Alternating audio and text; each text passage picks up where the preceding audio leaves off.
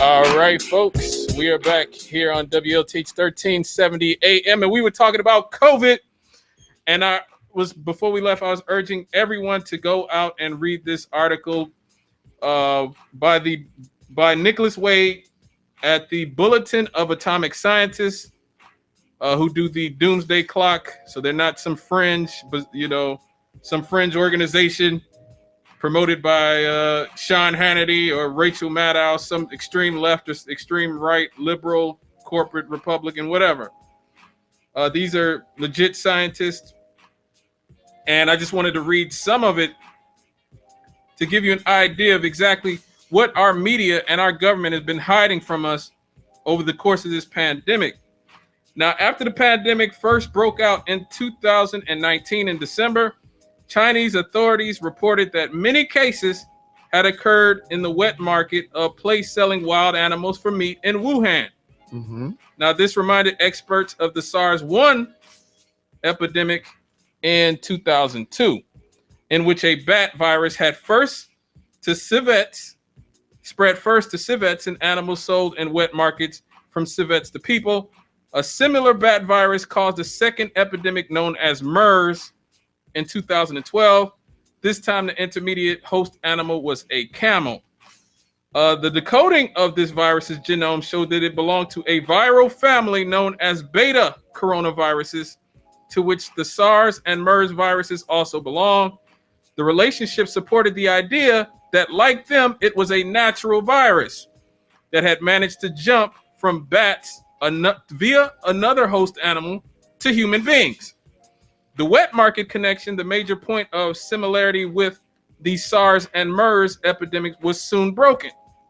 Now, Chinese researchers found earlier cases in Wuhan with no link to the wet market, but that seemed not to matter when so much further evidence in support of natural emergence was expected shortly. This is what they were telling us. Now, Wuhan, however, is home of the Wuhan Institute of Virology, a leading world center for research on coronaviruses. So the possibility that the SARS virus had escaped from the lab couldn't be ruled out, even though it basically was by our media, who called anyone who even posited that idea a conspiracy theorist who was a racist who hated Asian people. Now, from early on, the public media perceptions were shaped in favor of the natural emergence scenario by strong statements by two scientific groups. These statements were not at first examined as critically as they should have been. This is what was written.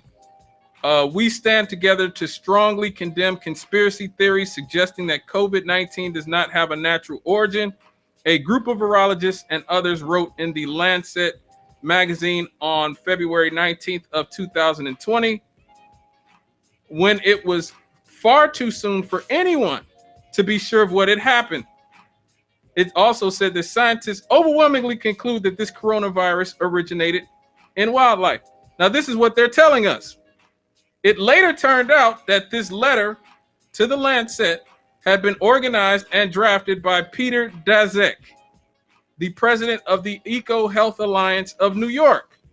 Now, Daszak's organization funded coronavirus research at the Wuhan Institute of Virology. If the SARS virus had indeed escaped from the research that he funded, he would be potentially culpable. Mm-hmm. This acute conflict of interest was not declared to the readers or to the public at large. Virologists like this man, Daszak, had much at stake in assigning blame for the pandemic. For 20 years, mostly beneath the public's attention, they had been playing a dangerous game. In their laboratories, they had routinely, listen to this, they had routinely created viruses more dangerous than those that exist in nature. They argued that they could do so safely and that by getting ahead of nature, they could predict and prevent natural spillovers, the crossovers of viruses from animal hosts to people. Now, 15 months after this SARS-2 pandemic has begun, And after a presumably intensive search, Chinese researchers have failed to find either the original bat population or the intermediate species in which SARS-2 might have jumped, or any serological evidence that the Chinese population, including that of Wuhan, had been exposed to this virus prior to December of 2019. Now, you might be asking yourself, why would anybody want to create a novel coronavirus capable of causing a pandemic?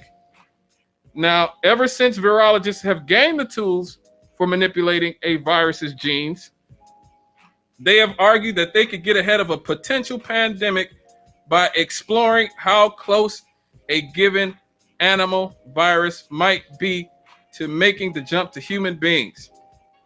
And that in itself justifies lab experiments in enhancing the ability of dangerous animal viruses to infect people, they asserted. With this rationale, they have recreated the 1918 flu virus, shown how the almost extinct polio virus can be synthesized from its published DNA sequence, and introduced a smallpox gene into a related virus. These enhancement of viral capabilities are blandly known as gain of function experiments.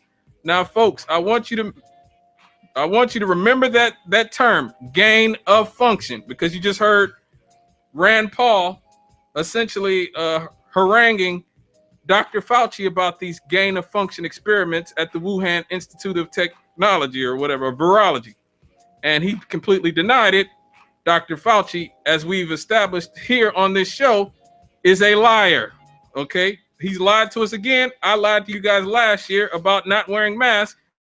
Me, that masks were not effective, even though he knew that they were. Now let's get back to the lecture at hand. These enhancements of viral capabilities are known as gain of function experiments. With coronavirus, there was particular interest in the spike protein, which just out and all around the spherical surface of the virus and pretty much determine which species of animal it will target.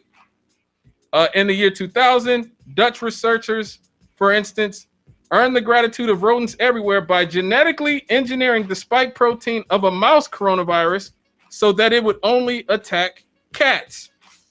Now, this is the type of stuff they're able to do now. Virologists started studying bat coronaviruses in earnest after these turned out to be a source of both the SARS and MERS epidemics.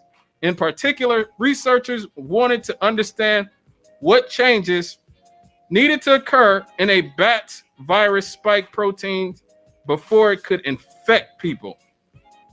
Researchers at the Wuhan Institute of Virology, led by China's leading expert on bat viruses, Shizheng Li, also known as the Bat Lady. I've seen a few documentaries involving this woman. She goes into different caves in China studying the bat populations and what viruses are emerging from those different caves. It's very interesting. You can go on YouTube and see a lot about this lady. She has mounted frequent expeditions to the bat-infested caves of Yunnan in southern China and collected around 100 different bat coronaviruses. So this woman alone collected about 100 different bat coronaviruses. Her work was funded by the National Institute of Allergy and Infectious Disease, or NIAID, a part of the United States National Institute of Health.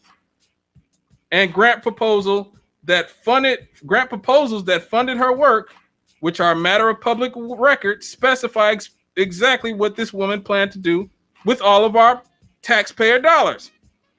The grants were assigned to the prime contractor, as we just talked about, Peter Daszak of EcoHealth Alliance, who subcontracted them to the Bat Lady, she.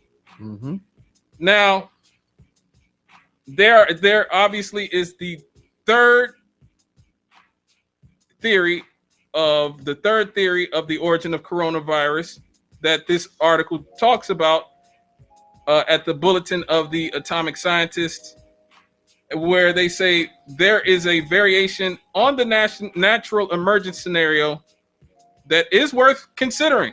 This is the idea that SARS-2 jumped directly from bats to humans without going through an intermediate host as SARS-1 and MERS did. One problem with this idea, though, is that if SARS jumped from bats to people in a single leap and has not changed much since, it should still be good at infecting bats. Mm-hmm. But this virus is not good at infecting bats. So neither the natural emergence nor the lab escape hypotheses can be completely ruled out, folks. I don't want to say that I got the smoking gun where it says that it definitely came from a lab, but you have to do the research for yourself. This article on the origins of COVID came from the Bulletin of the Atomic Scientists. But this virus, it goes a lot more in depth. This virus was shaped and cleaved so that it could infect human beings perfectly. Mm-hmm. This was a virus. The people who've studied this virus, including the former head of the CDC, I believe his name was Redfield.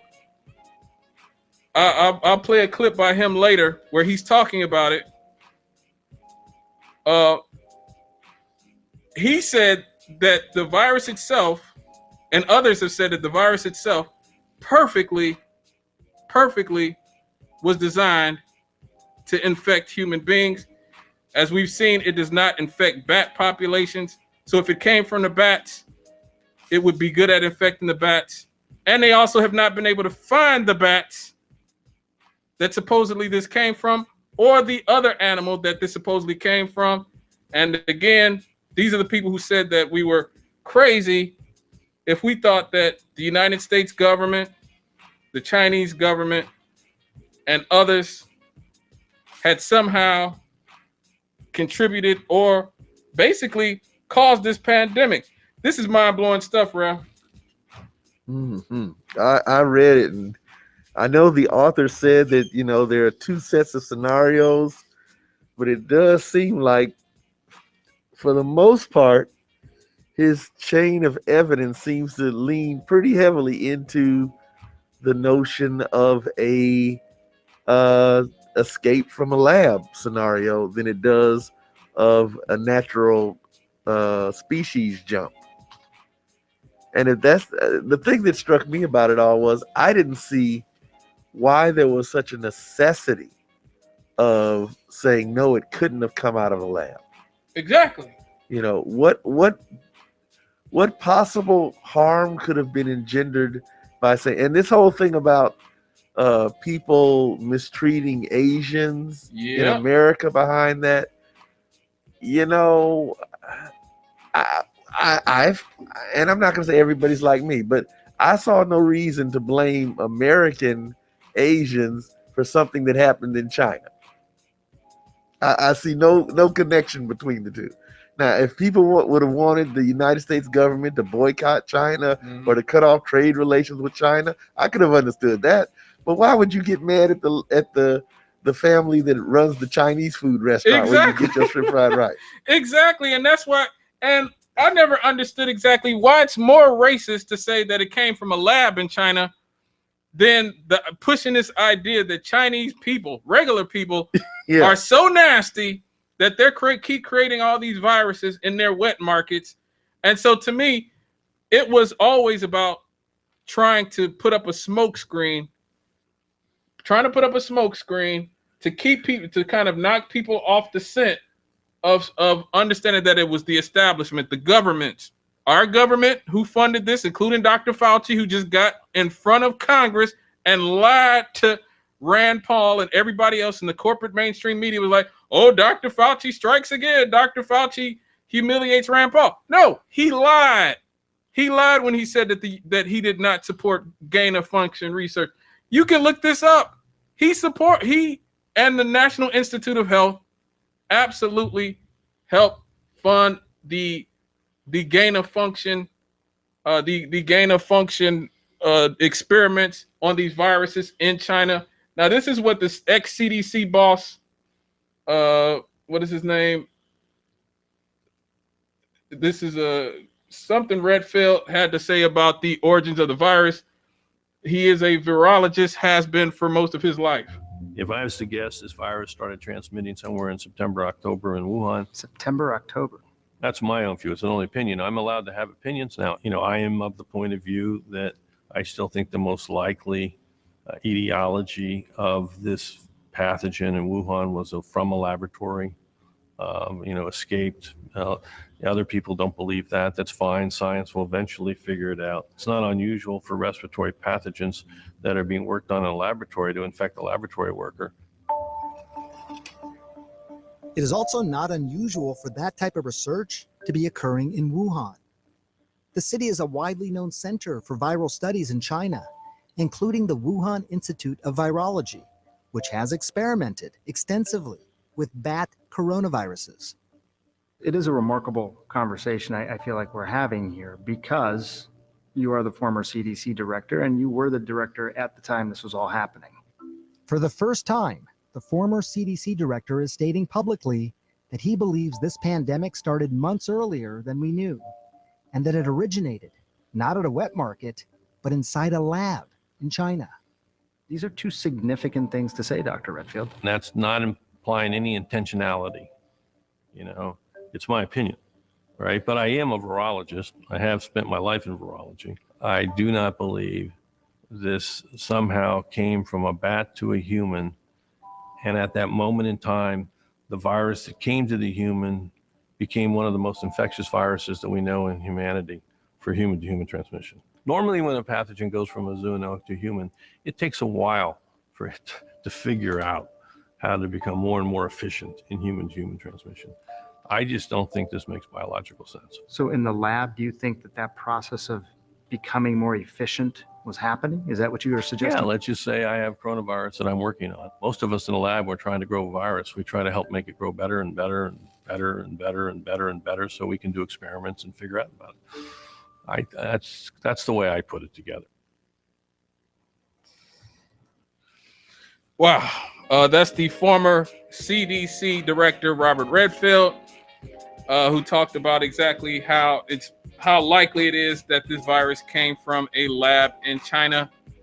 And once again, the mainstream media gaslighted us, the American public, out of even wanting to ask the question about where this virus came from, because we were called racist against Asian people if we said that it possibly came from a lab in China. That's just out and out neglect. And then they wonder why CNN and MSNBC and Fox News and ABC, NBC, CBS have plummeting ratings across the board, and why nobody trusts the media. The media is the only occupation in America that is less popular than Congress. Think about that, Rev. Even Congress is more popular than the American media, and it is because of stuff like this. They picked a side early. They said, look, because Redfield was picked by Donald Trump. Right. Okay, he was picked by Donald Trump, and Donald Trump is Donald Trump, a con artist. As I've said since I've been on this station, I believe he's a con artist, no different than the guy who sells broken watches in Times Square back in the day, back when you used to could do stuff like that. Okay, because of that, we had to endure this virus that probably came from research that our government funded with China that has shut down the entire world population. And so this is just, once again, this is a lesson for all of us out there. Do not let the mainstream corporate media gaslight us out of asking questions. That's why it's about this vaccine. I report what's going on with it, and then I tell you guys where to get the vaccine if you still want to get it. If you still want to get it, go ahead, get it here, go get it there. I've read all the different places here in the city of Gary, from Roosevelt High School and everywhere else, where you can go get the vaccine at. I let you make your mind up for yourself. I'm not trying to tell you anything other than to do your research and think for yourself, because the mainstream corporate media, they've already cast their lot, and they are paying the price, because they're becoming quicker. They are becoming quickly irrelevant as an entire industry. Okay, and our politicians who still put stock in these institutions, they too are becoming irrelevant. We've seen Mayor Lightfoot in Chicago, how she's doing over there. She's a clown. Mayor de Blasio in New York, he's a clown. These people have all lost their credibility. These people are telling people to go out when the pandemic first hit. Go to Chinatown. Have a good time. Don't listen to anybody who says that we should be social distancing or locking down or whatever. And then they come out and switch sides without admitting that they were wrong in the first place. Dr. Fauci tells everybody, don't wear a mask. Don't wear a mask, everybody. Nobody wear a mask. You should not be wearing a mask. And then admits later on that he lied about it because he wanted to reserve masks for first responders. Well, that's not your job to lie to the American public. I don't know where these people think that it's their job to gaslight us and lie to us, Rev. You know, it all gets down to, you know, one of the things that a government agency or entity is in the business of doing is protecting its existence. Mm-hmm. And so, you know, once you get the stream of funding and you got people working in the department and all these things, government agencies do not exist as temporary work facilities. Mm-hmm. Once they get started, they tend to take hold and they work to stay viable. And if that means keeping the public in the dark about things they do and about problems they face, then they will do so. And they'll say they're doing it. And they always do that. And all the countries in the world, when it's somebody we don't like, when it's, you know, some country in the Middle East or in Africa or whatever, we say, oh, I can't believe they lied to their people that way. We can't believe that Saddam Hussein has a minister of disinformation, but we have one too. Yeah. We have an entire media that's about disinformation. And we have a caller too. Hello, caller. What do you think about all this disinformation? Well, I'll tell you what, guys, this is Bill K. Yes. Hey, Bill. I think that every establishment is reactionary, because I'm going to tell you why. They're revolutionaries until they get power. They're going to change things, right? When they get power, the first thing they tell everybody is obey the law. Who makes the law? They do. That's part of our human history, is the idea that hypocrisy is embedded. There's no doubt about it. I mean, they've experimented with drugs, with atomic weapons before anybody pretty much knew who this stuff was. They're doing stuff right now that is incredible. I mean, we don't know some of it. So therefore, what you statement holds very true and valid. You have to be from Missouri. You have to trust to a very limited degree and verify.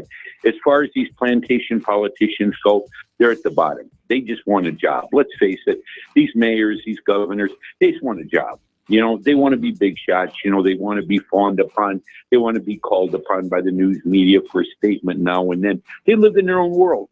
And like you said, they don't want progress because it interferes with them having their job. Why should Fauci at 82 or 80-20, whatever he is, care about public health? Okay, he's been a bureaucrat for what, 54 years? What do you think he got in the government service for? To help the people or to get a job? Let's face it. You know, if you're innovative, they will call you radical, communist, socialist, crazy. You know, they have a lot of words for you. Like you said, the popular word when you get put down is gaslighting. In the old days, they just come out and say you were crazy, or, you know, the communists control you or something like that. But I'm glad you bring this stuff up, because there's stuff being worked on that's unbelievable. And it's done by flesh and blood people. Science is evolving. We're very new at modern science, about 150 years old. And you do have people in the scientific establishment like Trump who believe they're the chosen ones too. They just because they're scientists don't mean they're not sociopaths or egomaniacs. There's no, just because you're really good at something in terms of Western scientific methods, that don't mean that that actually genetically and or your own personal proclivity, you aren't a person that believes they're better than everybody. And that's part of the problem, because we're looking to flesh and blood people like ourselves for daily guidance on everything, not just on a few things. And you point out, you know, you can get rid of these mayors and governors, councils, all these other people. They're just window dressing, okay? They're there, they have a job, and they give us an illusion of popular government. I mean, you know, everybody wants. When I was a kid, I did believe in Santa Claus for a while, so I seen my dad and mom put a present under the tree. I mean, I want to believe in nice things too. The only problem is we're dealing with human progress, and many people have progressed. Many haven't. That's the struggle of history. You have two forces. You have a dynamic and a counter dynamic. And most of these bureaucrats are going to stand in the way of it. Maybe if you actually believe in their heart they're doing the right thing. Most of them, let's face it, gentlemen, they believe in their job, their pension, their perks, prerogatives, and preferential treatment, and a lot of them are stuck on themselves. So in terms of the regular people, we have never, I don't think in the history of the world, we've ever seen a true lasting government from the bottom up. Every government that's controlled this planet's been top down. You know, Julius Caesar put it really well. He said, we fought the Roman Republic. I crossed the Rubicon with the armies, which I wasn't supposed to. I put military forces in Rome, and I overthrew the old republic. And we were fighters and revolutionaries. And then when he and his group got into power after he was assassinated, then they become the establishment. And they become the people that tell you to respect rules, regulations, law, and order. And that's what we're dealing with. See, you're bringing up stuff on the shows that need to be brought up. That namely, we are evolving. We haven't gotten there yet. And mistakes are being made. Some are genuinely just missteps. Others are calculated. I don't believe in a worldwide conspiracy because you can't get enough egomaniacs on the same page to make it happen. Because there's always somebody that's going to be counter to what the group wants. So that's really pretty much impossible to have a well-coordinated, forever historical conspiracy. But throughout history, you have situations, and he's explaining about the history of the pandemic. It's going to be really interesting because the internet did give us the opportunity to give information out all over the world. It's going to be very engaging to start digging that this is a detective story. Where, you know, who, what, when, where, you know, the old Sherlock Holmes. Who did it? You know, deductive reasoning, intuitive reasoning, and Charlie Chan, all that old stuff. And it's coming to light right now. And I really believe in the end that truth is going to will out. But again, people like Fauci are an example of a decaying bureaucracy. Yep. I mean, what did he get in the bureaucracy in the late 60s?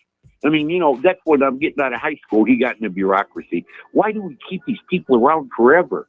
I mean, the relics. Well, I mean, they like working in that safe environment. Well, yeah. While other people, you know, the I guess you could call them the risk takers, they would rather work in the private sector and try to make their mark and gain fame and fortune that way. Whereas the government worker, he's less interested in fame and fortune. They likes fame. They want to be famous, but they want security more than fortune. Well, they also want respect too, without having it earned. See, Fauci has been merchandised to us as an icon, and that was wrong to begin with.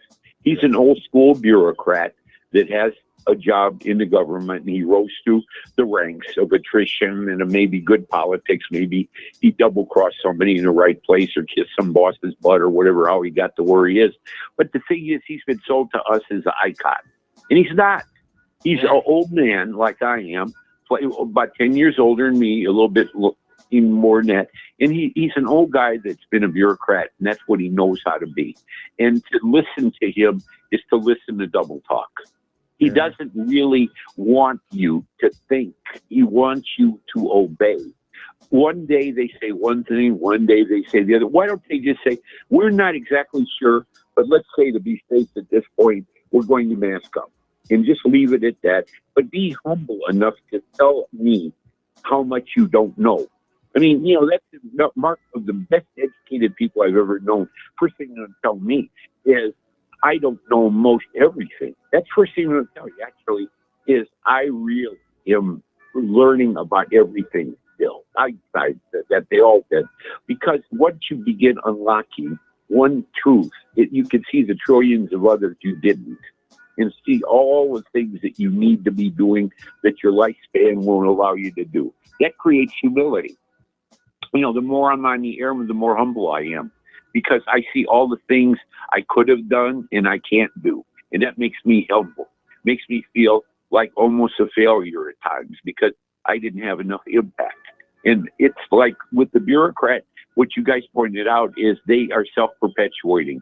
Look at our backward butt school system, 19th century school system. All it was designed to do was herd kids together and give them basic literacy and to be reading and writing arithmetic to take orders. That's all school system. Public education was designed as a feeder mechanism to understand instructions from the top. It would never existed to nurture great things.